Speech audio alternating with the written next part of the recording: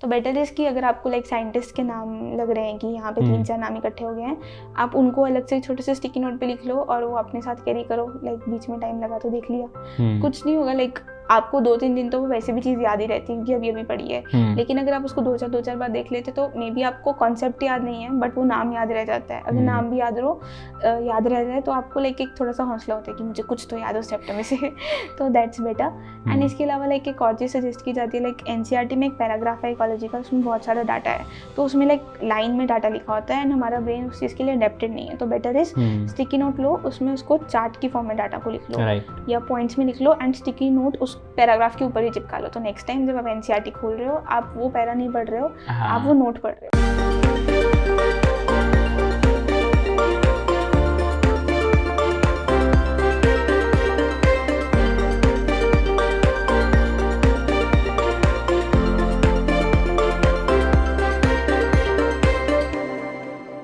Hello everyone, welcome to Camel TV Toppers, an initiative by Unacademy. मेरा नाम है Pranav and I am an educator of biology on Unacademy. और आज यहाँ आपके सामने एक और नीट यूजी की सक्सेस स्टोरी लेकर के आया हूँ। आज हमारे साथ NEET UG all India rank 4 with a score of 715 out of 720 हमारे साथ हैं Pranjal Agarwal. So most welcome to CTWTR। ठीक है, पहले तो यार how is this feeling, such a great score 715, कैसा, मतलब ये बहुत ही नॉर्मल, बहुत ही कॉमन क्वेश्चन है बट मैं पूछूंगा फिर भी। So how is this feeling? Feeling तो ऑफ कोर्स जैसे सबको पता है बहुत अच्छा लगता है कि इतना स्कोर आने के बाद, बिकॉज इनिशियली मेरा इतना स्कोर एक्सपेक्टेड नहीं था। जो पहले आंसर की आई थी इट वाज सम 7.5 और 7.10। यार वो भी अच्छा ही स्कोर है वैसे, बट ठीक है। वो थोड़ा फ्लक्चुएटिंग था, बट उसके बाद जब आंसर की चेंज हुई थी तो 7.15 हो गए थे। तो और मतलब लाइक मेरे तो घर पे लाइक कॉल भी बहुत अनएक्सपेक्टेड आया था, मुझे नहीं पता था रिजल्ट आ गया है। इट वाज लाइक मेरे इंस्टीट्यूट से कॉल आया एंड फिर कॉल्स पे कॉल्स आ रहे हैं और हमने एक भी नहीं उठाया because we are feeling like कि कोई बात नहीं उठा लेंगे, वैसे ही कॉल किया होगा। डिनर टाइम था ना actually, so we were better, खाने पे फोकस था। बट लेटर ऑन तो मतलब जब जैसे कॉल उठाई तो माय पेरेंट्स वर लाइक कि मेरे इंस्टीट्यूट से लाइक सर ने कॉल किया था, तो my father is like sir मजाक मत करो। तो अनबिलीवेबल सा था बट लाइक बहुत खुशी हुई थी सबको, बहुत अनएक्सपेक्टेड सा था। Many congratulations यार। Okay, so before we get into details of your preparation, एक बार थोड़ा सा अपने बैकग्राउंड के बारे में बता दो कि कहाँ से स्कूलिंग वगैरह रहा तुम्हारा, कहाँ से तुमने 11th-12th किया वगैरह, फ्रेशर हो ड्रॉपर हो? करेंटली तो मैं MBBS में फ्रेशर हूँ, फर्स्ट सेमेस्टर। और इनिशियली मेरी स्कूलिंग मैंने की थी दिल्ली पब्लिक स्कूल DPS धुरी से एंड होम टाउन के पास। एंड देन मैंने कोचिंग ली थी फ्रॉम हेलिक्स इंस्टीट्यूट चंडीगढ़। तो वहाँ पे लाइक बहुत फ्रेंडली एटमॉस्फेयर हमें मिला था, बिल्कुल लाइक पेरेंट्स जैसे टीचर्स थे, तो बहुत फन था हमारी जर्नी में। इट वाज नॉट लाइक कि 2 साल पागलों की तरह पढ़ रहे हैं, नहीं, हमने बहुत मज़े भी किए हैं। बट ऑल इन ऑल बहुत सिंपल सी जर्नी रही है बट बहुत मज़ेदार थी। एंड इतना अच्छा अचीवमेंट जब आता है तो जर्नी अपने आप में डेस्टिनेशन तक पहुंची, अच्छी लगता है सब कुछ, है ना, कि जो किया बहुत अच्छा किया। That's great. अब हम चलते हैं इस 2 साल के प्रिपरेशन टाइम फ्रेम पे। उस पर अगेन मैं डिटेल्स पे फिर जाने से पहले कुछ फंडामेंटल क्वेश्चंस कि यही PCB ही क्यों, मेडिसिन ही क्यों, और कुछ क्यों नहीं, इतना कुछ है करने को यार? Actually basically I am a physics lover, मुझे फिजिक्स एंड केमिस्ट्री बहुत पसंद है। अच्छा। मुझे बायोलॉजी में इतना इंटरेस्ट नहीं था, ना ही मुझे मैथ्स में कुछ ज़्यादा इंटरेस्ट था, मुझे फिजिक्स और केमिस्ट्री में बहुत इंटरेस्ट था। So for me medical and non medical was a great choice कि क्या लूँ, बिकॉज बोथ है फिजिक्स एंड केमिस्ट्री। तो जनरली इट इज़ लाइक कि बच्चे नॉन मेडिकल लेते हैं when they are in love with physics, but मेरे केस में इट वाज लाइक कि I studied on a professional basis कि what life I can adapt with. So doctor is a profession that I can better be adapted with. I am more workaholic of that sort, so I choose with medical. Okay great. तो तुम्हारा अलग ही passionate चल रहा है physics और chemistry, तो preparation journey बड़ी interesting रही होगी। चलते हम उसकी डिटेल्स पर। तो सब्जेक्ट बाय सब्जेक्ट हम बात करते हैं। Let us get started with physics, तुम्हारा फेवरेट रहा है, तो इसमें ज़रा डिटेल में बताओ क्या रहा 2 साल, कौन सी किताबें फॉलो करी, प्रैक्टिस करते थे, थ्योरी करते थे, क्या कैसे करते थे, सब कुछ? अगर मैं इनिशियल का बताऊँ तो लाइक +1 में जब फिजिक्स स्टार्ट होती है तो इट्स लाइक बेसिक 9th-10th आती है स्टार्टिंग में, तो उस टाइम पे आई was not at all serious with the physics, because मुझे आती है, मुझे नहीं करनी है, बिकॉज ईजिली 180 स्टार्टिंग के 2-4 टेस्ट में आ गए थे, तो इट वॉज लाइक कि ये तो मुझे आता है, मुझे नहीं करना है। So because of that over confidence थोड़ा सा डाउनफॉल गया था बाद में। फिजिक्स थोड़ी सी लगने लगी थी कि नहीं, something out of the scope जा रहा है, I am missing something. But since as it, मुझे फिजिक्स में it is like mostly people are like कि फॉर्मूला बता दो हम सॉल्व कर लेंगे, but I was always like बिना डेरिवेशन के काम नहीं होगा, मुझे पहले डेरिवेशन दो, उसका कॉन्टेक्स्ट बताओ क्या होगा, because I wanted to learn the concepts कि ये सब कैसे हो रहा है। तुम्हें इन डेप्थ चाहिए थी मुझे चीज़ें। सो मैंने भी like most of the physics people they go with HC Verma, तो मैंने भी की थी स्टार्ट। अच्छा, लेकिन अगर मैं नीट बेसिस पे बताऊँ, अगर किसी ने प्रिपरेशन करनी है, please don't go for it. HC Verma करने का आपको कोई फ़ायदा नहीं होगा for NEET, because what the current pattern is कि वो बहुत ज़्यादा सिंपल चीज़ों पे जा रहे हैं, बहुत सिंपल फॉर्मूला बेस्ड क्वेश्चन आते हैं, कैलकुलेशंस कुछ ज़्यादा नहीं है, ना ही कोई कॉन्सेप्ट्स लग रहे हैं, they are going with simple NCERT sort of things, and even like NCERT is too much for physics. अगर फिजिक्स की एनसीईआरटी ध्यान से करी जाए, it is like too much, it is having a lot of scope beyond discussion. तो in fact हमें like हमने काफ़ी चीज़ें स्किप करी थी एनसीईआरटी में से, बिकॉज वो नहीं काम आती हैं, स्पेशली +2 में, इलेक्ट्रोस्टैट्स में, मैग्नेटिज्म में, there are lot of things जो आपको नहीं करनी पड़ती हैं। What you need to go with is like आपको कॉन्सेप्ट्स क्लियर होने चाहिए, उसके बाद आप बेटर उस चीज़ पे बिल्ड करो, उसके बाद आपको इस चीज़ की भी प्रॉब्लम आनी ख़त्म हो जाती है कि मैं कहाँ पे क्या फॉर्मूला यूज़ करूँ, because once you are clear with the concepts, आपको खुद ही दिमाग में आने लग जाता है कि यहाँ पे ये फॉर्मूला लगेगा। And most one thing is like काफ़ी मेरे फ्रेंड्स करते थे, they used to prepare like formula sheets कि हम फॉर्मूलाज लास्ट में इकट्ठे लिख लेते हैं एंड रिवाइज करते रहो। वो मेरे लिए एक्चुअली कभी काम नहीं किया है, because when once I see the formula I wanted the derivation. तो मैंने जब भी प्रिपरेशन की है, मैंने नोट्स साथ रख के किए। I have always gone with the notes, मतलब शॉर्ट नोट्स मेरे कभी काम आए नहीं है, मैंने ऐसा नहीं कभी बनाए थे, बहुत बार कोशिश की है, बट मेरे काम नहीं आए। लेकिन सबका अपना अपना लर्निंग पेस होता है। मेरे कुछ फ्रेंड्स के बहुत काम आते थे, दे वर लाइक कि क्विक रिविजन मिल जाती है, बट मुझे उसके फ़ायदा बहुत कम लगता था। तो तुम्हें हर चीज़ का बैकग्राउंड स्टोरी की नहीं रहती चाहिए था मुझे। ग्रेट, नहीं अच्छी बात है ये, अगर ऐसा इंटरेस्ट है तो बहुत अच्छी बात है। लेकिन यार इस इंटरेस्ट के चक्कर में कहीं ना कहीं एस्पिरेंट्स अपना टाइम थोड़ा सा उड़ाते हैं, तो क्या ऐसा तुम्हारे साथ हुआ था? ये होता था मेरे साथ, लाइक मुझे मेरे टीचर मॉकिंगली ऐसा बोलते होते थे कि रिसर्च वर्क हो गया हो तो पढ़ाई कर ले। वो मुझे बहुत ऐसे बोल देते थे, बट हाँ मतलब इट वाज लाइक कि आपको पता होना चाहिए कि किस डेप्थ तक जाना है। अब लाइक सेमीकंडक्टर्स में अगर आप डेप्थ में जा रहे हो, you know that the topic is already beyond you. Semiconductors is not something कि आपको एक बारी में आ जाएगा। It is not even related कि बहुत नॉर्मल लाइफ से रिलेटेड है, आप उसको देख सकते हो। PNP NPN नहीं चलता इतना ईजीली, तो you need to limit yourself at a moment. और ये चीज़ आपको समझ आ जाती है विद टाइम, स्पेशली +2 में तो बहुत अच्छे से समझ आ जाती है, because there are lot of things that are going beyond your scope. लेकिन +1 में everyone has an interest, in fact like it is not only me, her aspirant एक बार ट्राई जरूर करता है कि मैं इसकी डेप्थ में जाऊँ, ये क्या हो रहा है। खासकर मतलब नीट के केस में बायो में लोग ज़्यादा जाते हैं, तुम्हारा केस बड़ा इंटरेस्टिंग है, तुम फिजिक्स में बहुत डेप्थ में जा रहे थे, बहुत अच्छी बात है ये। खैर फिजिक्स में HCR में फिर तुमने पूरी बनाई?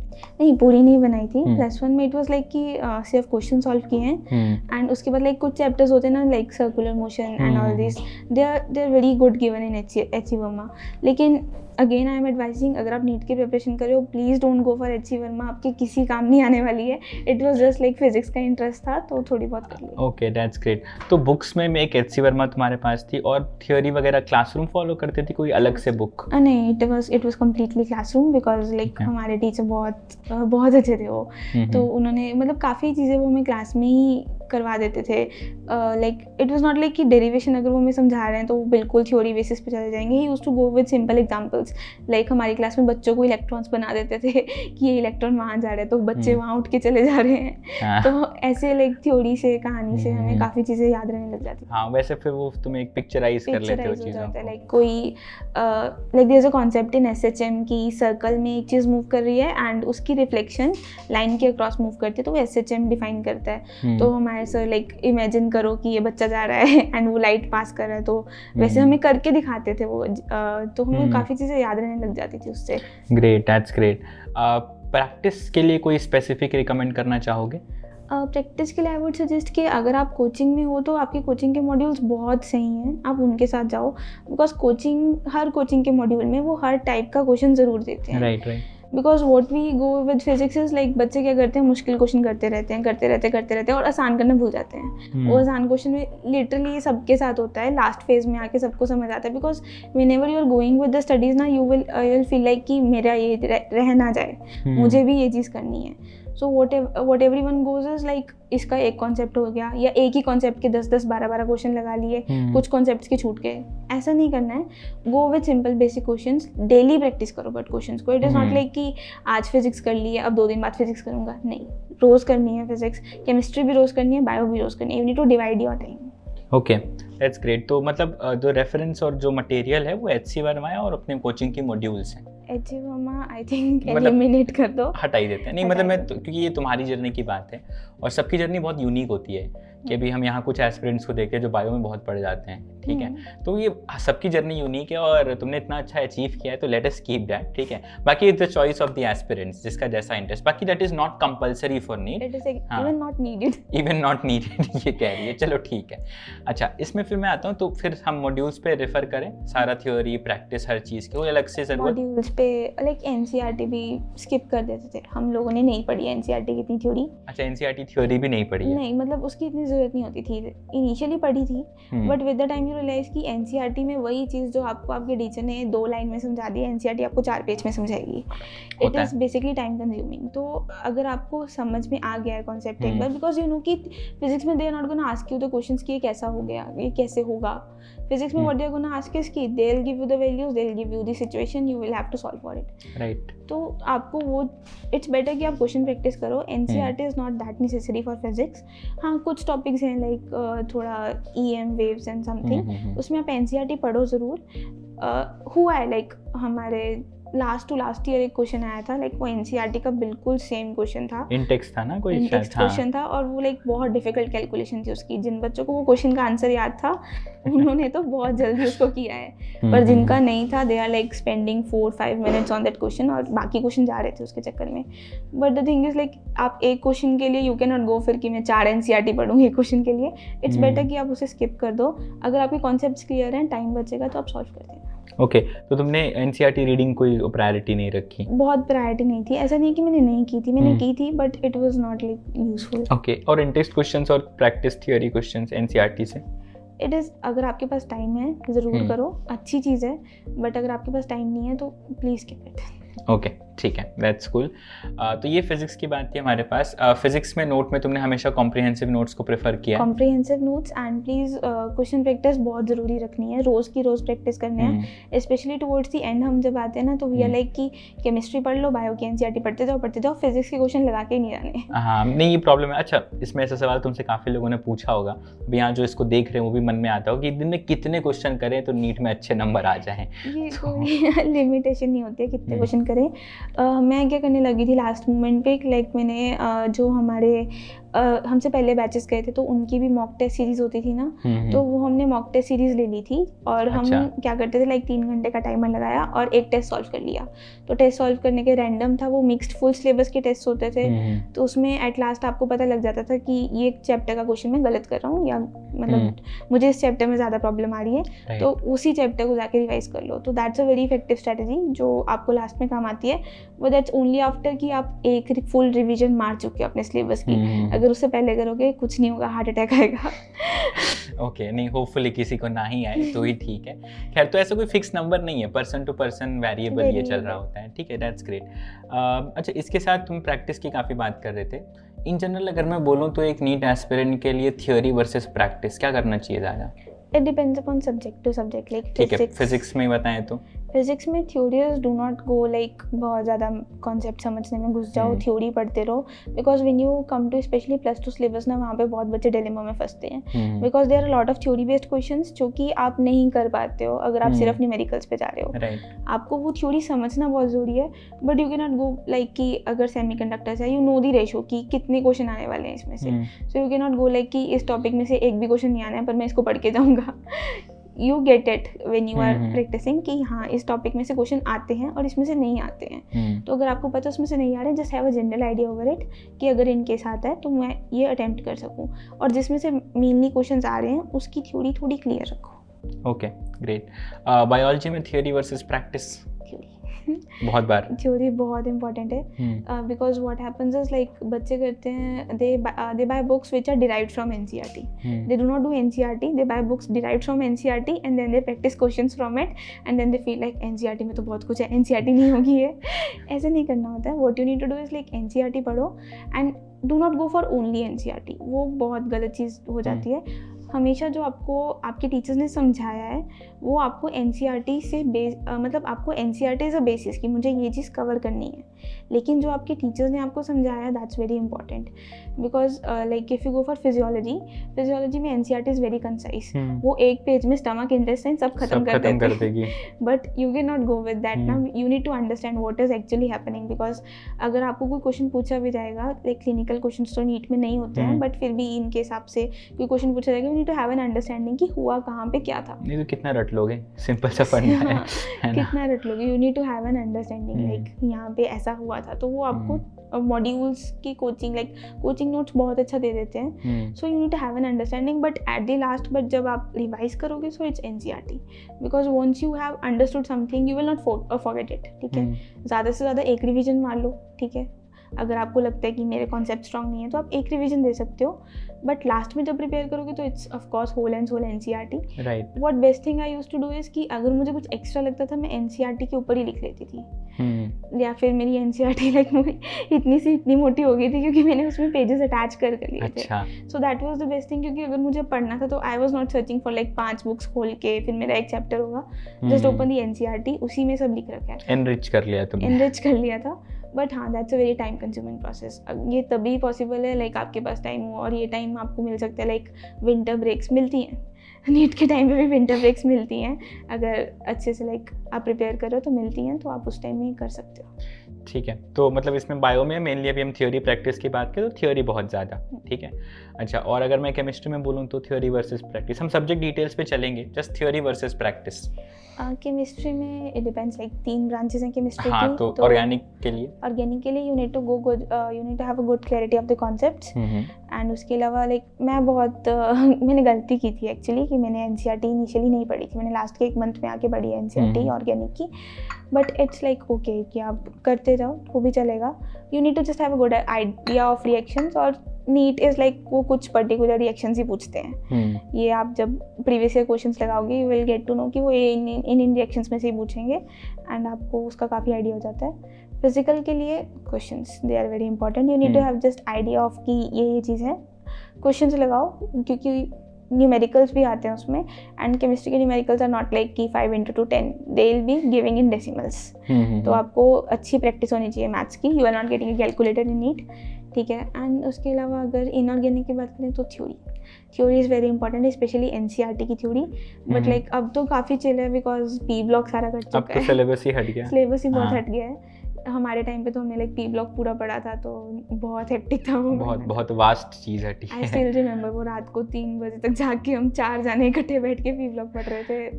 वो सबको ही दर्द देता है एक बार प्रिपरेशन जर्नी में, एक बार हम आएंगे उसके ऊपर भी अभी, ठीक है। तुमने थ्योरी वर्सेस प्रैक्टिस का एक हिसाब रखा, अब हमने बात की सब्जेक्ट की, अब चलते हैं फिजिक्स की बात हमने कर ली, अब हम चलते हैं केमिस्ट्री की तरफ। केमिस्ट्री में अब क्योंकि पी ब्लॉक की बात आई है तो इनऑर्गेनिक से ही स्टार्ट करते हैं। So how you deal with this subject?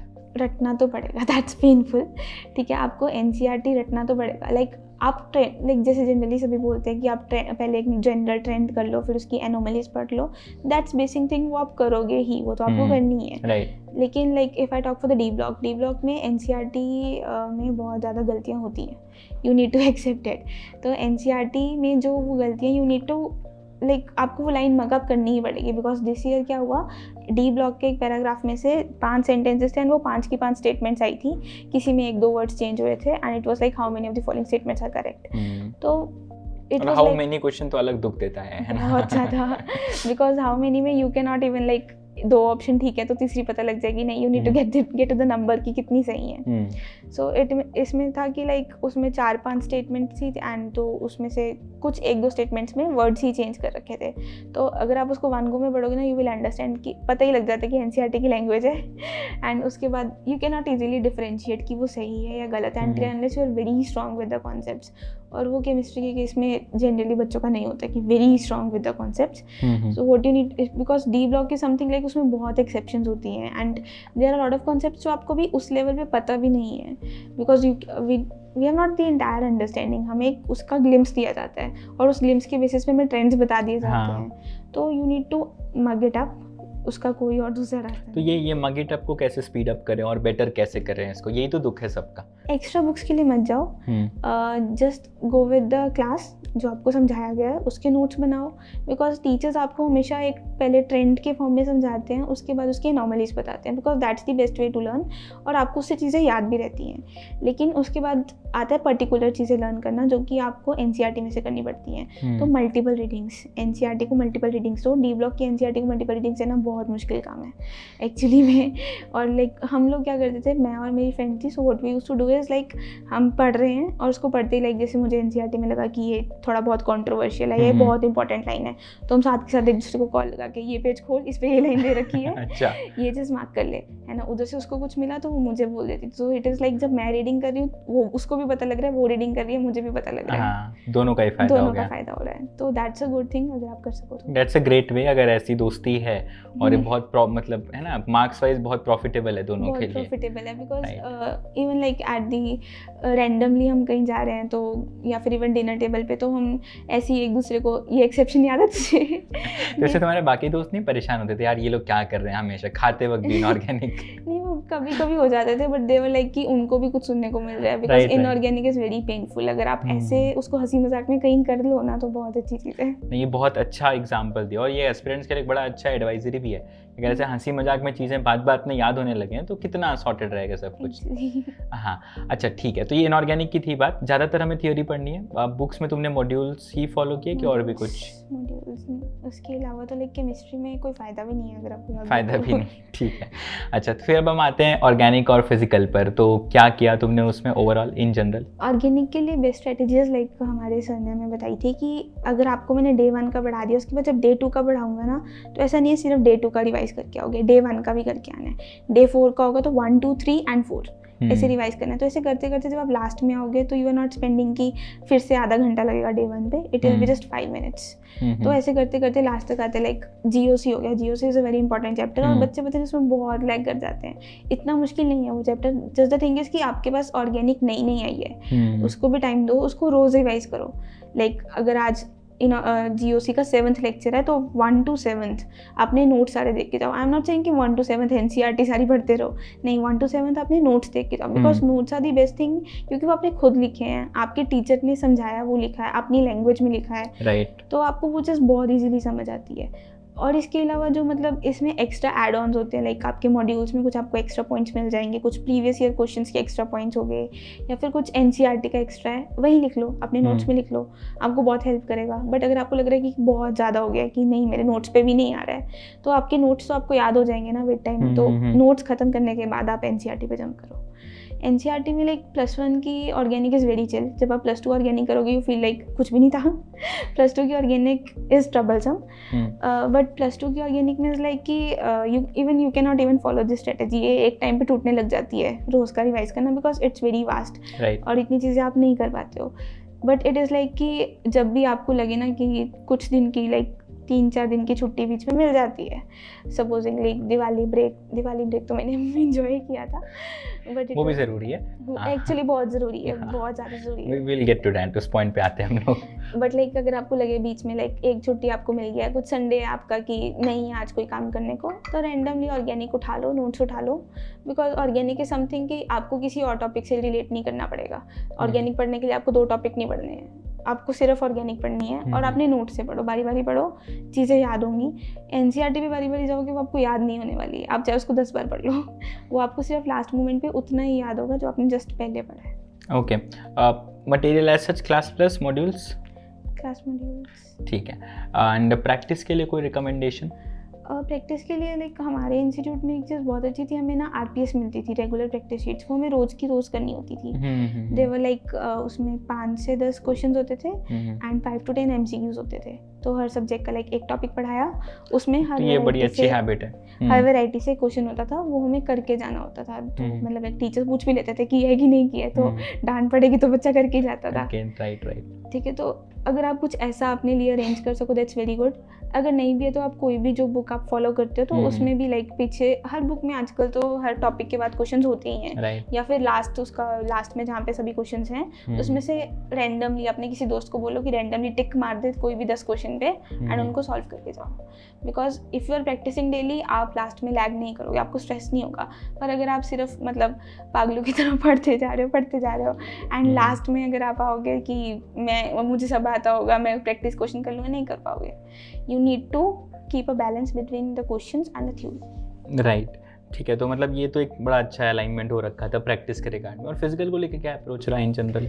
Physical chemistry is like कुछ जगह पे you can skip the NCERT, it's not that necessary. Like equilibrium is NCERT में बहुत बड़ा दे रखा है एंड अगर आपने डे 1 से नहीं पढ़ा है उसके बाद आप उसको कैचअप करने की कोशिश करो, आप नहीं कर पाओगे, जो कि मेरे साथ हुआ था। ठीक है, तो मैंने स्किप कर दिए थे चैप्टर्स डायरेक्टली NCERT में से। बट कुछ टॉपिक्स हैं लाइक आप अपने टीचर्स को बोल सकते हो, उन्हें पता होता है कि ये चीज़ NCERT में स्पेसिफिक दे रखी है या इसमें से क्वेश्चन आए हैं, बस उतना आप पढ़ लो। जरूरी नहीं है कि सारा चैप्टर पढ़ना होता है हर बार। तो क्योंकि because NCERT is like they are explaining the same concept right in a very large way in a very vast बहुत way। डिटेल्ड हो जाता है। डिटेल नहीं होता है, वो बस एक ही चीज़ को 10 बार लिखते रहते हैं अलग अलग तरीके से। तो वो चीज़ आपको भी इरिटेट करने लग जाती है। तो इट्स बेटर कि आप या तो किसी ने जो पढ़ रखी है NCERT तो आप उससे मार्क करवा लो, या फिर हम लास्ट मोमेंट पे क्या करते थे, हमें से जैसे किसी एक ने पढ़ रखी है तो उसने NCERT पे मार्किंग कर रखी है तो उसकी NCERT ले ली तो सिर्फ मार्किंग्स पढ़ लिए लास्ट मोमेंट पे। ये भी सही जुगाड़ है, मार्किंग्स कहीं और से उठा लो। बिकॉज हमें पता होता है कि NCERT में कुछ लाइंस पढ़ के पता लग जाता है कि इसमें से क्वेश्चन आ सकता है, तो मार्किंग्स उठा लो। या फिर इसके अलावा आपको मतलब अगर आपने थ्योरी बहुत अच्छे से पढ़नी है तो अपने क्लास नोट्स के अलावा आपके मॉड्यूल्स पे आप डिपेंड कर सकते हो, बिकॉज मॉड्यूल्स आपको बहुत एक्स्ट्रा नहीं देते हैं कॉन्सेप्ट में से, they just give you what is precise, तो वो आप फॉलो कर सकते हो। ओके, इसमें भी हम कोचिंग के मटेरियल पे ही स्टिक करेंगे और कहीं पे नहीं जाएंगे, ठीक है। अच्छा, इसमें before I move to another subject, एक बहुत बड़ी प्रॉब्लम आती है कि तुमने फ्रेशर ही हो, मतलब 12th के बोर्ड के साथ साथ ही नीट क्रैक किया है। एक प्रॉब्लम आती है ऐसे फ्रेशर्स को कि बोर्ड्स और नीट के एग्ज़ाम को मैनेज करना कितना टफ है, ये दोनों को एक साथ मैनेज करना। सी लाइक स्पेशली अगर सब्जेक्ट लाइक इंग्लिश की मैं बात करूँ तो that's a very last moment पे हमें आता है कि ये तो पढ़ा ही नहीं है पूरा साल सब्जेक्ट। इसको तो मेरे हिसाब से लगभग सभी ब्रेक में ही पढ़ते हैं। सभी ब्रेक में पढ़ते हैं, बट इट्स नॉट, ये गलत बात है, लेकिन मैं इसको प्रमोट नहीं कर रहा, मैं जस्ट एक बात बता रहा था। बात तो गलत है, but like as an aspirant आप अफोर्ड भी नहीं कर सकते इंग्लिश पढ़ो।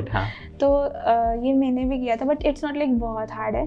Just get some previous year questions और पढ़ो, you can get with it. Chapters की समरी देखो, सॉर्टेड है। और मॉडल पेपर्स आते थे, है ना, model papers, CBSE sample paper something like. And उसके अलावा अगर आपको मैं बाकी मेन सब्जेक्ट्स की बात करूँ, लाइक अगर आपने उन सब्जेक्ट्स की तैयारी की है ना 3 साल, you will not be troublesome during the time of boards, because सिर्फ आपको एक होता है कि आपको आंसर लिखना नहीं इतने अच्छे से आ रहा होता है। द ओनली थिंग इज कि आपको आंसर एक्सप्रेस करना नहीं आ रहा है बिकॉज आपने 2 साल सब्जेक्टिवली प्रैक्टिस नहीं किया है। मोस्टली स्टूडेंट्स ऑब्जेक्टिव प्रैक्टिस करते हैं और सब्जेक्टिव लिखना वो बेसिकली पेपर प्रेजेंटेशन भूल जाते हैं। तो दैट्स दी ओनली थिंग। और पेपर प्रेजेंटेशन सीखना इज नॉट लाइक बहुत हार्ड एंड फास्ट चीज़ है, you will get it. Like आप 2-3 प्रीवियस ईयर पेपर अच्छे से अटेम्प्ट करके देख लो, कोई टीचर से कंसल्ट कर लो, या फिर कोई बड़ा भाई बहन है तो आप उनसे पूछ सकते हो। बहुत मुश्किल नहीं होता है, बेसिकली आपको पेपर प्रेजेंटेशन पे ही काम करना है बोर्ड्स में। बोर्ड्स इज नॉट लाइक कि वो आपसे बहुत डिफिकल्ट कुछ पूछेंगे, आपके सिलेबस में से ही पूछेंगे और आपको पेपर प्रेजेंटेशन पे ही काम करना है। एंड इवन लाइक फिजिक्स में तो बहुत कम न्यूमेरिकल्स आते हैं बोर्ड्स में, तो इट्स बेसिकली कॉन्सेप्ट्स पूछते हैं वो आपसे and it's not very difficult. उसमें लाइक वो डेरिवेशन पूछते हैं बेसिकली। तो वो तो तुम्हारा फेवरेट पार्ट था। मेरा फेवरेट पार्ट था, बट इट इज़ लाइक अगर आपको डेरिवेशन आपने नहीं भी कर रखे तो it's not very hard and fast, because आपको एक जनरल मेथड पता होता है, उसके आगे तो सिंपल मैथ्स तो +1 +2 फिजिक्स स्टूडेंट तो करते ही है, आप कर सकते हो, इट्स नॉट वेरी डिफिकल्ट। तो जो लोग बोलते हैं कि boards and NEET is very separate, they are not separate. अगर आपने नीट अच्छे से किया आप बोर्ड्स कर पाओ। तो मतलब ये बिल्कुल भी लॉजिकल नहीं होगा ना कि फरवरी से ही अब नीट की तैयारी रोक के बोर्ड्स में लग जाना। नहीं ऐसा नहीं होता है। अगर आप बोर्ड्स के लिए भी पढ़ रहे हो तो आप पढ़ तो नीट का सिलेबस ही रहे हो ना। राइट। तो that will ultimately help you out कहीं ना कहीं पे, स्पेशली लाइक आप अगर थोड़ा इनऑर्गेनिक पार्ट देखोगे तो आप इनऑर्गेनिक एनसीईआरटी पढ़ के जाओगे ना, और नीट में भी आपको एनसीईआरटी चाहिए। राइट। बायोलॉजी भी आप एनसीईआरटी ही पढ़ के जाओगे और आपको चाहिए भी एनसीईआरटी, तो इट्स हेल्पफुल। राइट। तो बेसिकली ये बस एक मिथ है, अगर मैनेज करना आ जाए तो बहुत आसानी से सॉर्ट आउट हो सकता है ना। ठीक है। अच्छा, एक और चीज़ पर चलते हैं। एक बहुत बड़ी प्रॉब्लम आती है प्रिपरेशन टाइम फ्रेम में, जिसे हम कहते हैं बैकलॉग। कभी बना है तुम्हारा? होता था, बैकलॉग होता था। तो बैकलॉग जब बनता है तो ऐसे बनता है कि यार 2-3 दिन छूट गई क्लास, फिर 1-2 दिन मान लो तबीयत खराब हो गई, फिर अब स्ट्रेस में है कि यार ये जो 6 दिन छूटा है इसको कैसे मैनेज करें, और स्ट्रेस में 1 हफ्ता और खराब। ठीक है। तो इस सिचुएशन, और इसमें बहुत actually examination point of view से बहुत लॉस होता है ना। तो इसको कैसे सॉर्ट आउट किया जाए बैकलॉग वाली प्रॉब्लम को? और ये सबके लाइफ में आती है, सबके आता है बैकलॉग। हम बहुत कोशिश करते हैं ना आए, बट बैकलॉग आता है, हो जाता है। लाइक तबीयत खराब है, you can not help it out, ठीक है। लेकिन backlog is like best thing is like communication is the key. मैं अगेन स्ट्रेस करना चाहूँगी, बिकॉज अगर आपका बैकलॉग बना है, आप जाके टीचर को बता ही नहीं रहे हो मेरे पास बैकलॉग बना है, खुद ही उसके साथ लड़ी जा रहे हो, दैट विल अल्टीमेटली आपको नहीं पता आप उससे कैसे बाहर आओ। It's better go and discuss with your teachers, because teachers अगर वो आपको एक चीज़ तो बता देगी ना कि because they also understand the situation कि अगर बैकलॉग बना है बट टाइम तो उतना ही है, टाइम तो नहीं बढ़ेगा, so they will ultimately help you out की टेलिंग कि बच्चा ये चीज़ पढ़ लो, ये चीज़ you can read later on, तो आपको हेल्प मिल जाती है उस चीज़ से। या फिर कुछ कॉन्सेप्ट्स हैं जो वो बहुत शॉर्ट में आपको अच्छे से समझा देंगे। कई बार कॉन्सेप्ट्स ही मिस हो जाते हैं, उस चक्कर में बैकलॉग बहुत ज़्यादा परेशान करता है। तो that's okay, like better is go and consult with your teachers, वो आपको बहुत अच्छे से इस चीज़ का प्रॉपर सॉल्यूशन देंगे। खुद से मत लगे रहो, क्योंकि खुद से आप करोगे आप बेसिकली अपना बैकलॉग और बिल्ड करोगे, स्ट्रेस में जाओगे, अल्टीमेटली गिव अप करने का ही सोचोगे। तो ultimately just go and consult your teachers, ठीक है। राइट, ये भी सही बात है। इसमें एक और बात कही जाती है ना कि या तो खुद गलती करके सीखो या दूसरे की गलती से सीख लो, दूसरे से सीखो फटाफट, उसको ज़्यादा पता है तभी तो। राइट, ठीक है। तो बैकलॉग्स का मतलब सिंपली जाके कम्युनिकेट करो, ठीक है। हमने फिजिक्स पे बात करी, हमने केमिस्ट्री पे बात करी, अब हम चलते हैं बायोलॉजी पर। एक नीट एस्पिरेंट का लगभग सभी का सबसे फेवरेट सब्जेक्ट यही होता है, ठीक है। तो तुम्हारा क्या अप्रोच था इसको? तुम्हारा फिजिक्स केमिस्ट्री ज़्यादा फेवरेट था, लेकिन हाँ, तो इसको लेके क्या अप्रोच था? Like biology, I am very bad at learning things. मुझे चीज़ें एक बारी में बहुत याद नहीं होती हैं। मुझे एमबीबीएस में तो काफ़ी कुछ याद भी करना है पता है मुझे, बट मुझे नहीं होता है। मुझे लाइक मल्टीपल रिविजन्स चाहिए होती हैं, तो मेरे दिमाग में वो चीज़ बैठती है। तो that was the case with me. तो मैं बहुत ज़्यादा कोशिश करती थी कि बायोलॉजी को रोज़ की रोज़ मैं रिविजन दे पाऊँ। इवन लाइक हमें ना टाइम डिवाइड करके दिया जाता था कि मैक्सिमम लाइक 3 घंटे तुम फिजिक्स पे लगाना, 2 to 2.5 आवर्स केमिस्ट्री पे लगाना, and then 2 to 2.5 hour biology पे लगाना। तो जब हमें ऐसे डिवीजन करना पड़ता तो लाइक कई बार होता था कि नहीं इतना टाइम हम दे पा रहे हैं, तो हम लोग टाइम ही पहले कम दे रहे हैं, तो उसमें से फिजिक्स को इतना टाइम देते, केमिस्ट्री को देते, बेचारी बायोलॉजी के लिए 1 घंटा भी नहीं बचता था। बट स्टिल देन उसमें मेक श्योर कि आपको जो नेक्स्ट डे क्लास में पढ़ाना है ना, उससे पहले आप पिछली क्लास रिवाइज करके जाओ। अगर आप बिना क्लास रिवाइज किए जाओगे तो आपको कुछ समझ नहीं आने वाला है। इट्स जस्ट बी लाइक हवा में तीर चल रहे हैं, कुछ नहीं पता लगेगा। ये इकोलॉजी में बहुत ज़्यादा होता है। लाइक इकोलॉजी की क्लासेस आर लाइक जेन्युइनली आप बहुत बोर हो जाते हो, बिकॉज नहीं ऐसा तो नहीं बट क्या पार्ट बोरिंग लगा तुमको उसमें? एक्चुअली कॉलेजेस लाइक जहाँ पे डेटा बहुत ज़्यादा आ जाता है, तो है। आपको अल्टीमेटली पता है कि मुझे याद ही करना है। टीचर आपको समझा सकते हैं, बट वो भी इसका और अब टीचर्स भी क्या समझाएंगे, मतलब समझाएंगे, डेटा आपको ही अवार्ड मिलता है विष्णु इनके नाम पे तो फिर मिलता है तो कुछ नहीं कर सकते हो आप, ठीक है। टीचर्स भी आपको वो चीज़ बता ही देते हैं। लाइक इकोलॉजीज अगर कुछ पार्ट उसका लाइक फूड वेब्स है, इंटरेस्टिंग चीज़ है, आप उसको समझ सकते हो, लेकिन जो पार्ट उसका समझने वाला नहीं है, सिर्फ आपको याद होनी चाहिए। लाइक वो एक समथिंग 6 कुछ लैंड था, उसके 6 पार्ट्स थे, मुझे याद भी नहीं आ रहा है। हाँ, वो तुम एरकाटा मार्च की बात कर रहे हो।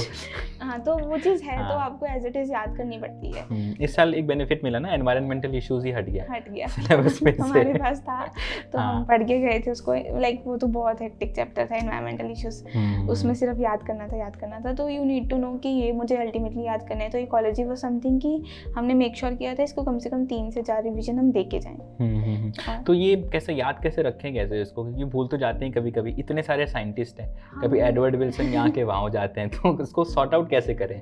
बेटर इज लाइक आपने जो चैप्टर पढ़ा है उसके शॉर्ट नोट्स नहीं बनते हैं बायोलॉजी के, दैट्स समथिंग आपको याद करना पड़ेगा। बायोलॉजी के शॉर्ट नोट्स नहीं बनते हैं, कोशिश भी मत करना बनाने की, बड़े हो जाते हैं वो सिर्फ टाइम वेस्ट करोगे, कुछ नहीं है फ़ायदा उसका। तो बेटर इज़ कि अगर आपको लाइक साइंटिस्ट के नाम लग रहे हैं कि यहाँ पे 3-4 नाम इकट्ठे हो गए हैं, आप उनको अलग से छोटे से स्टिकी नोट पे लिख लो और वो अपने साथ कैरी करो। लाइक बीच में टाइम लगा तो देख लिया, कुछ नहीं होगा। लाइक आपको 2-3 दिन तो वो वैसे भी चीज़ याद ही रहती है कि अभी अभी पढ़ी है, लेकिन अगर आप उसको 2-4 बार देख लेते तो मे बी आपको कॉन्सेप्ट याद नहीं है बट वो नाम याद रह जाता है। अगर नाम भी याद रह जाए तो आपको लाइक एक थोड़ा सा हौसला होता है कि मुझे कुछ तो याद हो उस चैप्टर में से तो दैट्स बेटर। एंड इसके अलावा लाइक एक और चीज़ सजेस्ट की जाती है, लाइक एनसीईआरटी में एक पैराग्राफ है इकोलॉजी का, उसमें बहुत सारा डाटा है, तो उसमें लाइक लाइन में डाटा लिखा होता है एंड हमारा ब्रेन उस चीज़ के लिए अडेप्टेड नहीं है। तो बेटर इज स्टिकी नोट लो, उसमें उसको चार्ट की फॉर्म में डाटा को लिख लो या पॉइंट्स में लिख लो एंड स्टिकी नोट उस पैराग्राफ के ऊपर ही चिपका लो। तो नेक्स्ट टाइम जब आप एनसीईआरटी खोल रहे हो, आप वो पैरा नहीं पढ़ रहे हो, आप वो नोट पढ़ रहे हो। लिखा भी ऐसे बहुत स्ट्रेस आता है उसको देख के। हाँ, तो उसमें लाइक एक ही लाइन में ये वर्ड देखते हैं, मैमल्स इतने वो 784 एक्सटिंक्ट आई उसमें, इतने रेप्टाइल्स 376 सम रेप्टाइल्स, कुछ ऐसा एम्फीबियन कुछ था उसमें। तो ऐसे मत पढ़ो, उसको पॉइंट्स में लिख लो एंड आप पॉइंट्स पढ़ो तो you will be good to go with. Right, ठीक है। तो ये अप्रोच रखना। अच्छा, बायो में एनसीईआरटी कितनी बार रीड करनी चाहिए एक बच्चे को 360 लाने के लिए? तुम्हारा 360 ही था ना? किस एक सब्जेक्ट में गया? फिजिक्स में। फेवरेट सब्जेक्ट कोई बात नहीं, चलो खैर, स्कोर तुम्हारा एनीवे बहुत अच्छा है। तो ये अगर मैं बायो की बात कर रहा हूँ तो कितनी बार एनसीईआरटी पढ़े? बायोलॉजी में एनसीईआरटी इज लाइक आप जितनी रिवीजन दे सकते हो प्लीज़ दो, बिकॉज हर बच्चे का एक लर्निंग पेस अलग अलग होता है। कई लोग एक बार ही पढ़ते हैं उन्हें याद हो जाता है, लेकिन मेरे केस में तो बिल्कुल भी नहीं था, मुझे बहुत बार ही पढ़ना पड़ता था तब मुझे चीज़ें याद होती थी। लेकिन बट मेरी कुछ दोस्त थे लाइक उनको एक बार ही पढ़ने में उनको चीज़ें याद हो जाती थी कि हाँ एनसीईआरटी में यहाँ पे है, यहाँ पे है, मुझे नहीं होता था। तो आपको अपने लर्निंग पेस के अकॉर्डिंग उस चीज़ को उतनी रिविजन्स देनी चाहिए। और इसके अलावा लाइक मतलब अगर आपको प्रॉपर्ली उस चीज़ को ध्यान में रखना है तो इट इज़ लाइक कि आप उस चीज़ को बीच बीच में से रिविजन दो। इट इज़ नॉट लाइक कि अगर आप एक चैप्टर पढ़ रहे हो तो मैं फ्लो में पूरा का पूरा चैप्टर पढ़ूंगा। इट्स नॉट लाइक कि आप हर बार उतना टाइम स्पेयर कर पाओ, बीच बीच में थोड़ा बहुत टाइम मिल रहा है तो उसमें भी आप करते रहो। लाइक सिर्फ इतना टॉपिक पढ़ लिया या वो कर लिया। कई लोग होते हैं ना कि नहीं मैंने बल्क में पूरा चैप्टर रखा है, मैं पूरा ही पढ़ूंगा, तो वो चीज़ आपको प्रॉब्लम करती है बाद में। और इसके अलावा इट वाज लाइक कि कुछ टॉपिक्स होते हैं लाइक ह्यूमन जीनोम प्रोजेक्ट, वो लाइक अपने बाकी चैप्टर से पूरा सेपरेट टॉपिक है वो। तो आप उस चीज़ को, आपको पता है कि उसमें डाटा भी है और उसमें बहुत सारी ऐसी टर्म्स हैं जो आपको शायद अच्छे से अभी समझ भी नहीं आई हैं, तो यू नीड टू अंडरस्टैंड कि इसमें से। बट एनसीईआरटी लाइक नीट में वो आपको लाइन्स ही उठा के डालेंगे, they are not asking you concepts, वो बिल्कुल नहीं पूछते हैं, वो सिर्फ लाइन उठाते हैं, सेम उस पर क्वेश्चन डाल देते हैं, लाइन एडिट कर देंगे थोड़ा सा, एडिट कर देते हैं तो उसको how many of the following में डाल देते हैं, नहीं फिर उसी में से एक वर्ड मिसिंग करके फिल इन द ब्लैंक नीचे 4 ऑप्शन डाल देते हैं। तो आपको वो चीज़ समझनी पड़ेगी कि आपको अगर वो चीज़ नहीं भी समझ आ रही है ना, प्लीज़ एक बार उसको रट लो, बिकॉज यू नो कि वो ऑलरेडी आपके बियॉन्ड द स्कोप है। और इसका लाइक बेनिफिट भी होता है। लाइक इस बार कुछ क्वेश्चन आया था समथिंग लाइक उसमें बहुत क्लोज ऑप्शन थी आरएनए एंड प्रोटीन, और मैंने सुबह ही पढ़ा था वो। तुम नीट के दिन सुबह पढ़ के गए थे? सिर्फ ये ह्यूमन जीनोम प्रोजेक्ट, बिकॉज इसके लिए आई वाज वेरी क्रिटिकल कि मुझे नहीं आता है। तो मैं ये लाइंस पढ़ के गई थी और वो आरएनए प्रोटीन बहुत क्लोज ऑप्शन आई थी, अनलकीली मेरा ठीक हुआ।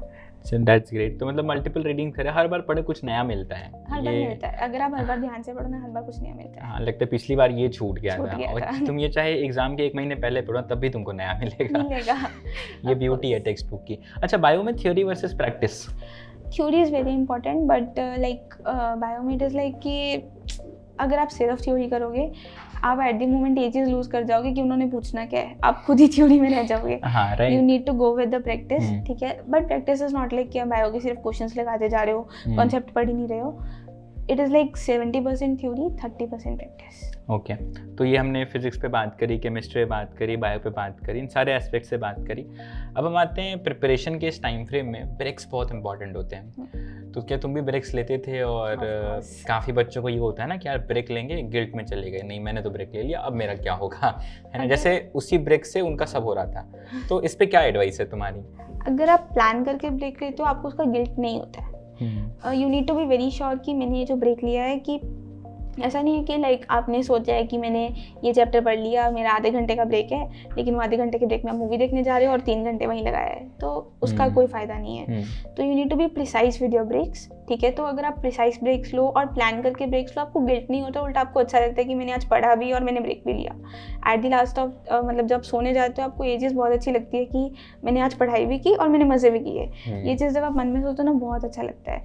लेकिन अगर आप लास्ट में सोने जाओ कि मैं पढ़ रहा था और फिर मैं बीच में ब्रेक लेने चला गया और फिर मैं सारा दिन ब्रेक में लगाया, वो चीज़ आपको ऐसा होता है कभी? तुम्हारे साथ भी हुआ था कभी ऐसा? एक्चुअली हमारे साथ ये होता था कि अगर लाइक हम दोस्तों से बात करने चले गए तो हमारा टाइम थोड़ा चला जाता था, बट बिकॉज हमारे वहाँ पे फ़ोन्स अलाउड नहीं थे, तो we were with keypad phones, तो हमारा उस चीज़ पे टाइम वेस्ट ही नहीं होता था। हाँ, तो वो चीज़ हमें बहुत बेनिफिशियल लगी थी। मतलब +2 में था, +1 में तो थे हमारे पास फ़ोन्स। ओके, फ़ोन का ना रहना भी हेल्पफुल हो सकता है। बहुत हेल्पफुल है, बिकॉज अगर आपको कोई डाउट आ रहा है, go and ask your teacher, go and ask your friends, go and ask your seniors, because आपको डाउट में आपको रिसर्च नहीं करनी है उस चीज़ पे। राइट, आपको सिर्फ उस चीज़ का पता होना चाहिए और आपको जितना पता होना चाहिए वो आपके टीचर्स आपको बता देंगे। उसके ज़्यादा आप मोबाइल क्या करोगे, रिसर्च ही करोगे उस पर, वो नहीं करनी है आपने, तो आपको ज़रूरत ही नहीं है उस चीज़ की। राइट, ठीक है, दैट वाज ग्रेट एडवाइस इंडी। तो ब्रेक्स बहुत इंपॉर्टेंट हैं, जैसे आप रिजुविनेट कर देते हैं एक बार, है ना। ठीक है, अब हम चलते हैं मॉक टेस्ट।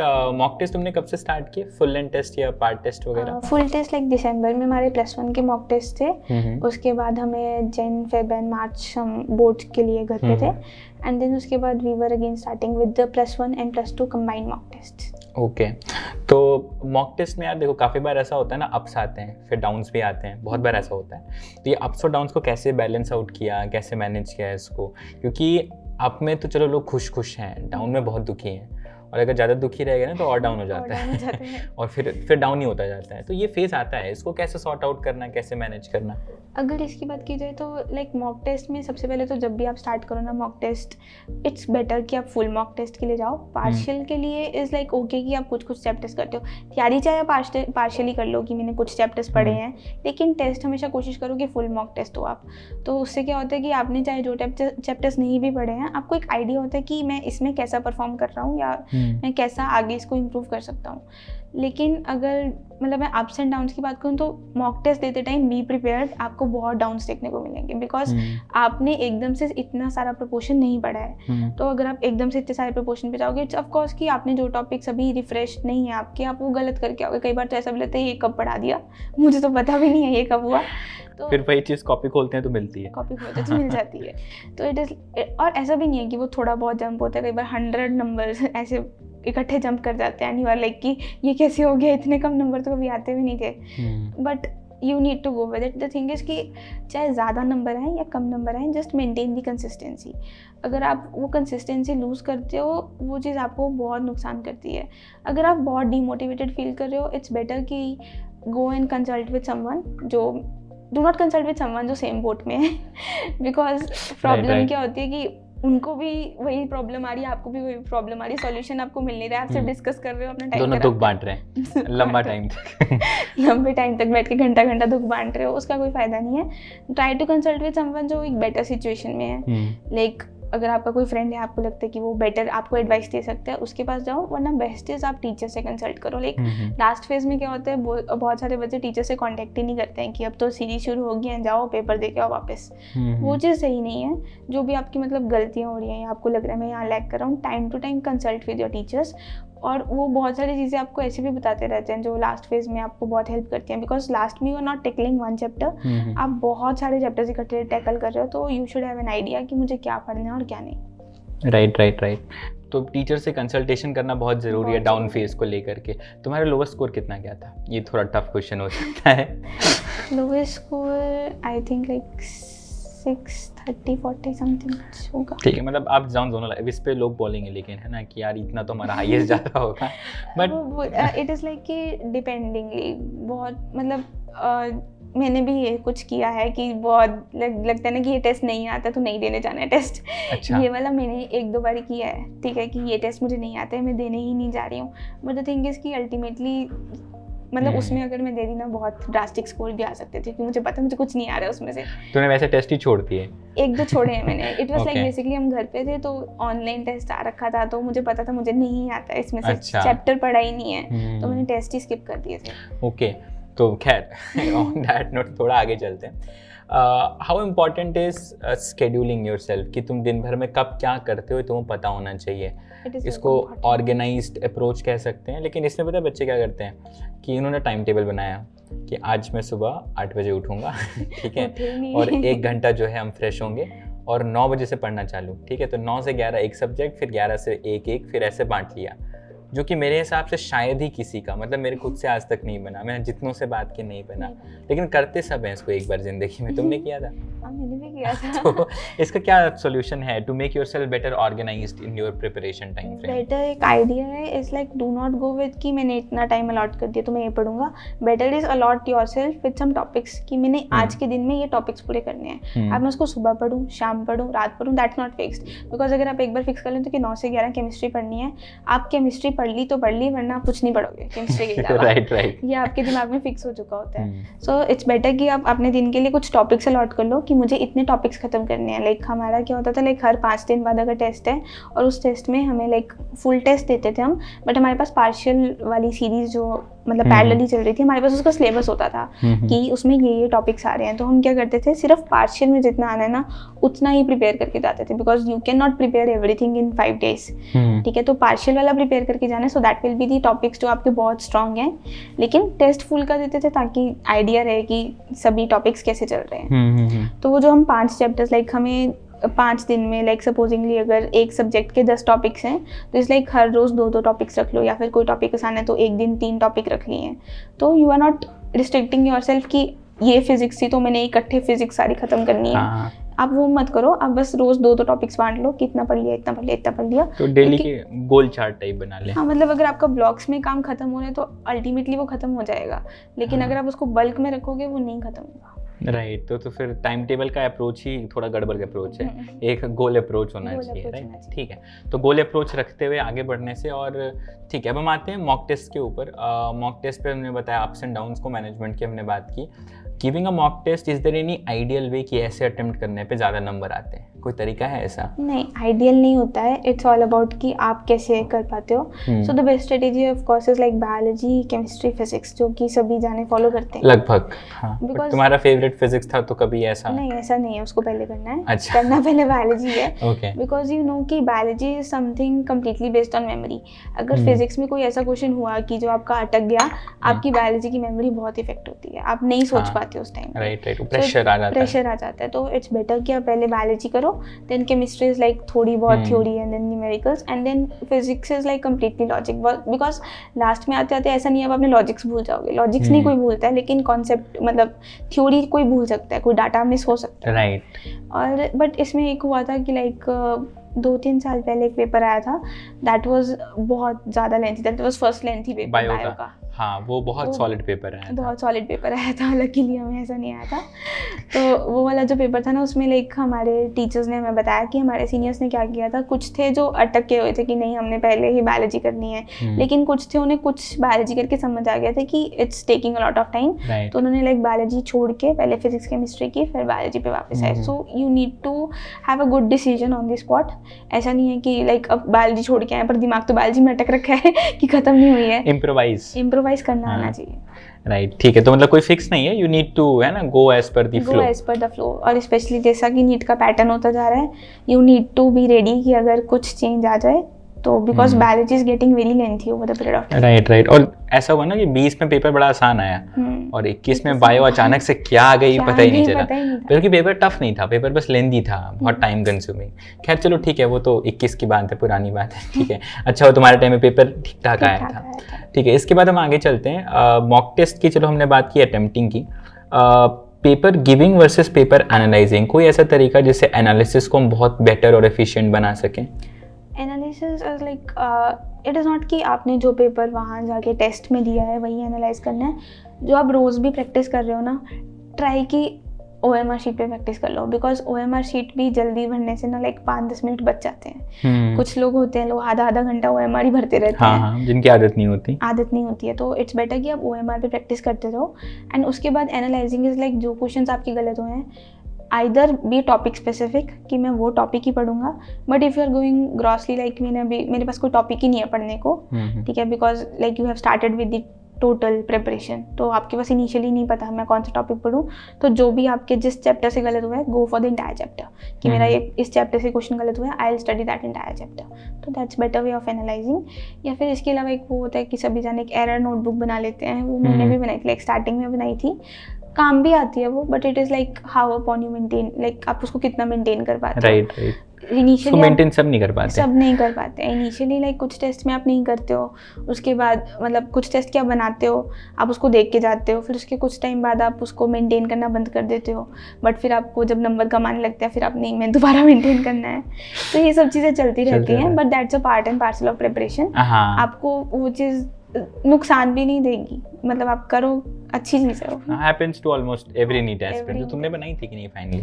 मैंने बनाई थी, बट इट वाज लाइक कि उसको रिवाइज करना बंद कर दिया था, छोड़ दिया था, बट लास्ट मोमेंट पे इट वाज लाइक कि एक बार ही देख लो, कभी कभी बीच बीच में, बट इतना फायदा नहीं, उतना रेगुलर नहीं था। ओके ठीक है, तो हमने मॉक टेस्ट की बात करी, एनालिसिस की बात कर ली यार, इस पूरे प्रिपरेशन टाइम फ्रेम में, और इस चीज़ को हम अब लगभग हर इंटरव्यूज़ में कवर भी कर रहे हैं, ज़रूरी चीज़ है क्योंकि मेंटल हेल्थ बहुत क्रिटिकल एस्पेक्ट है।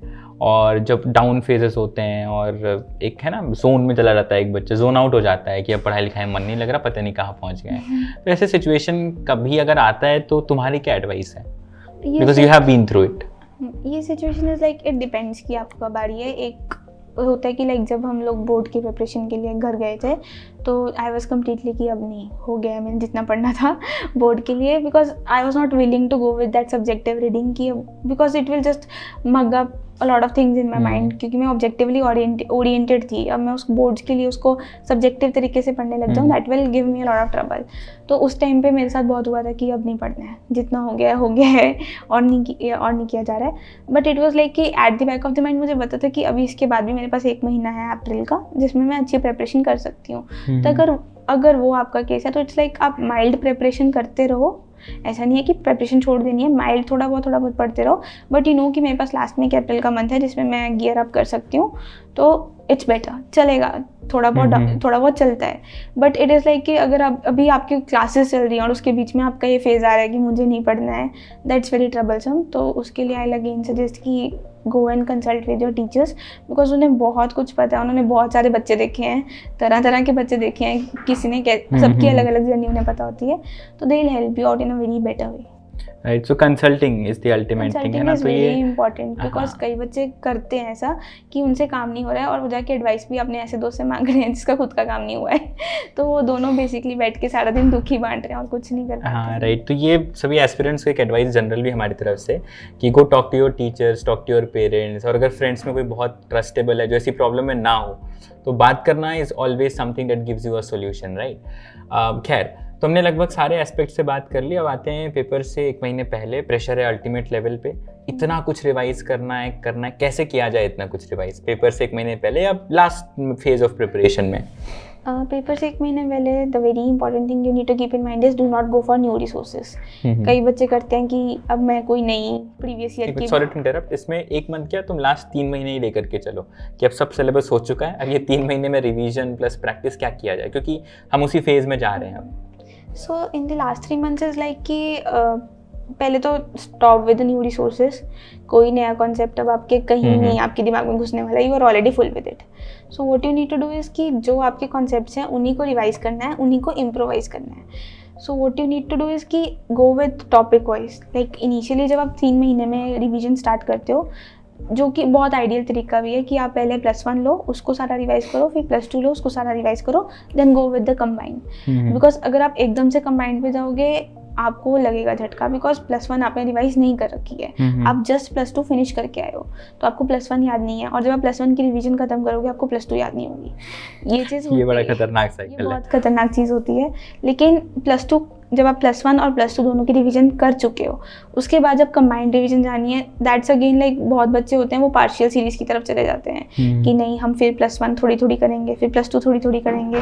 उससे क्या होता है, उन्हें वो चीज़ का एक्सपोजर ही नहीं मिल पाता, क्योंकि नीट में आपको थोड़ा थोड़ा नहीं आना है, नीट में आपको सब इकट्ठे आना है, राइट? तो आपको उस चीज़ का एक्सपोजर ही नहीं मिला है, तो दैट इज़ समथिंग जहाँ पे बच्चे लैक कर जाते हैं। सो इट्स बेटर कि आप टोटल सीरीज़ के लिए जाओ। ऑफ कोर्स सी बात है, आप टोटल के लिए जाओगे, आपको अभी वो जो 2 महीने हो गए हैं +1 को रिवाइज करें, आपको हो सकता है वो नहीं याद हो, ठीक है। तो इट्स ऑफ कोर्स मतलब कोई बहुत बड़ी बात नहीं है, आप अकेले नहीं हो, सबके साथ सेम सिचुएशन आती है, सभी के मार्क्स गिरते हैं। कुछ एक दो होते हैं ऐसे बच्चे जिनको बहुत चीज़ें याद रह जाती हैं, वो कर लेते हैं, but everyone is not able to go with it, right. तो यू नीड टू अंडरस्टैंड, कोई बात नहीं, इट्स जस्ट अ फेस। 1 हफ्ते 2 हफ्ते लगते हैं, 1 हफ्ते 2 हफ्ते में लाइक आप 4-5 टेस्ट दे चुके होते हो, इतने में आपको समझ आ जाता है कि ये चीज़ इंपॉर्टेंट है, यहाँ से आना है, ये चीज़ इंपॉर्टेंट है, इसको ऐसे करना है, या फिर ये टॉपिक्स मेरे लैग ज़्यादा करते हैं, मुझे ये पढ़ना है, और आप विद टाइम आप कर जाते हो। लाइक नीट के 1 हफ्ता पहले आप ऐसा होते हो कि अब बस हो गया है, I have done everything. Right. तो मतलब बेसिकली मॉक्स पे जितना जल्दी उतरे और धीरे धीरे गाड़ी ट्रैक पे आ जाएगी। ओके, सो आई गेस हमने एक नीट एस्पिरेंट की जर्नी में हर एक एस्पेक्ट को कवर किया। तो ये एजुकेशनल एस्पेक्ट की बात हुई, आजू बाजू जो प्रेशर वगैरह चीज़ को लेके बात हुई। अब हम चलते हैं इस इंटरव्यू के एंड की तरफ, और this brings us to another very interesting round of chamomile TV toppers, that is the rapid fire. ठीक है, तो इसमें मैं कुछ सवाल पूछूंगा तुमसे, और ये सवाल कुछ भी हो सकते हैं, ठीक है, और बहुत अच्छे जवाब देने पर हमारी तरफ से गिफ्ट भी है तुम्हारे लिए। So are you all set? Okay, so this brings us to the CTWT rapid fire.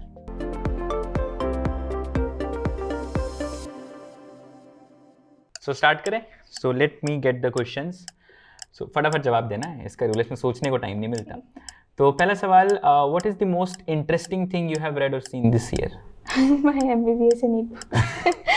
इसके अलावा बियॉन्ड MBBS और नीट बुक्स ही बस, ठीक है, that is also very interesting by the way.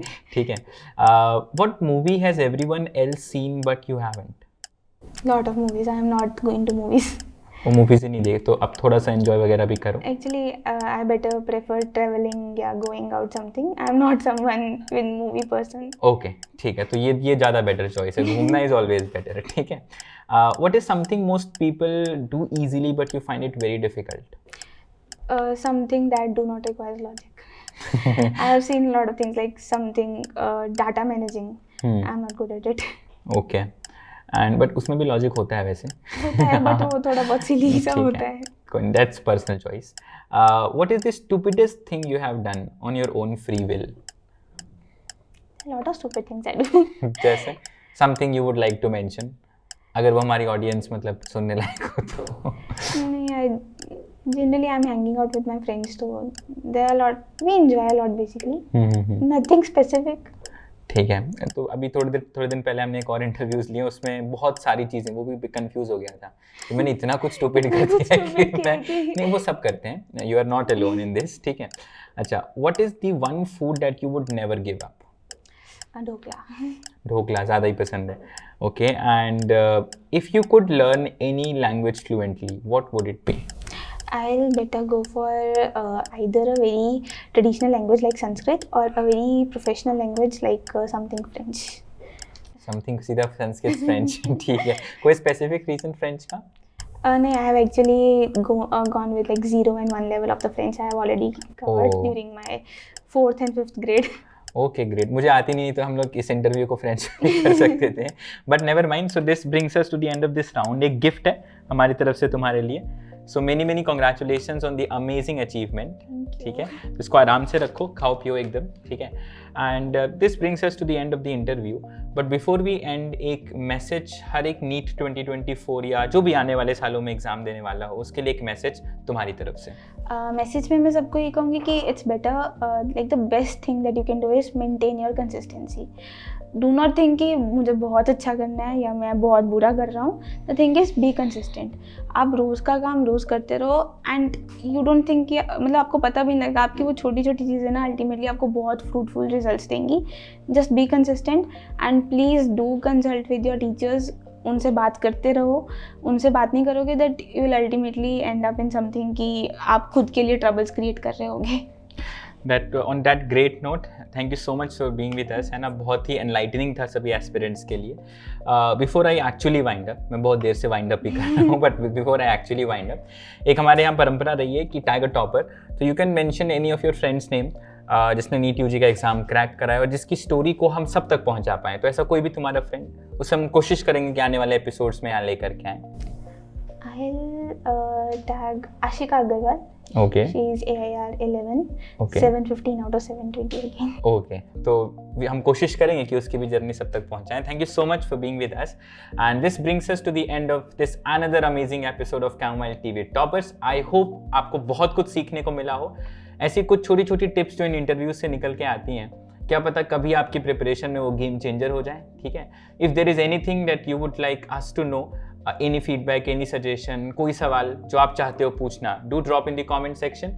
Video को लाइक करें, शेयर करें and do subscribe to chamomile TV toppers for such exclusive interviews. Let's crack it.